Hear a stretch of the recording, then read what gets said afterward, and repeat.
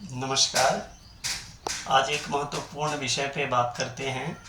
श्रावण मास चल रहा है और भगवान शिव की आराधना में हम सभी लगे हुए हैं और वह आराधना शुक्ल यजुर्वेदीय रुद्राष्टाध्यायी के माध्यम से अभिषेक द्वारा संपन्न किया जाता है। रुद्राष्टाध्यायी जो शुक्ल यजुर्वेदीय मंत्रों का संग्रह है और शिव पुराण में इसका महात्म्य प्राप्त होता है। रुद्राभिषेक के पाठ के समय जलधारा, दुग्धधारा, इक्षु रस अर्थात गन्ने के रस और नारिकेल रस अर्थात नारियल के पानी से अर्थात जल से एवं गंगा जल से रुद्री पाठ अर्थात रुद्राष्टाध्यायी के पाठ के साथ साथ जलधारा, गंगा जल एवं पंचामृत से अभिषेक किया जाता है। आपको बता दें कि रुद्राष्टाध्यायी में 8 अध्याय हैं और इन अध्यायों में प्रथम अध्याय के अंतर्गत शिव संकल्प सूक्त प्राप्त होता है।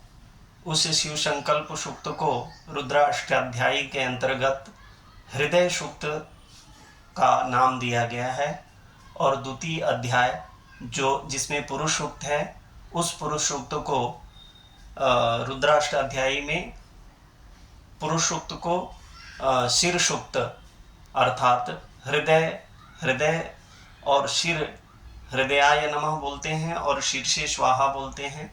तो शिर माना गया है पुरुष सूक्त को द्वितीय अध्याय के अंतर्गत और द्वितीय अध्याय के बाद एक नारायणोत्तर सूक्त प्राप्त होता है जिसको शिखा माना गया है।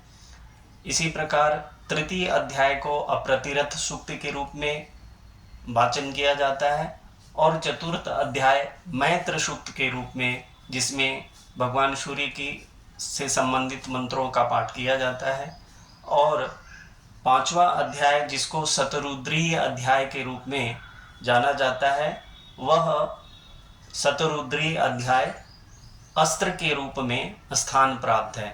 तो जिस प्रकार से एक योद्धा युद्ध में जाने से पूर्व अपने अंगों एवं अस्त्रों को सावधान करता है, उसी प्रकार अध्यात्म मार्गी व्यक्ति उस दिशा की ओर बढ़ने के लिए उससे पूर्व अपने हृदय, शिर और कवच, नेत्र एवं शिखा एवं अस्त्र को सुसज्जित करता है, अध्यात्म मार्ग की ओर बढ़ता है।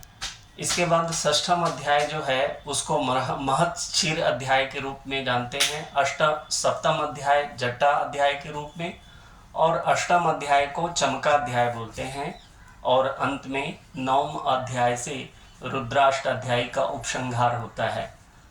प्रथम अध्याय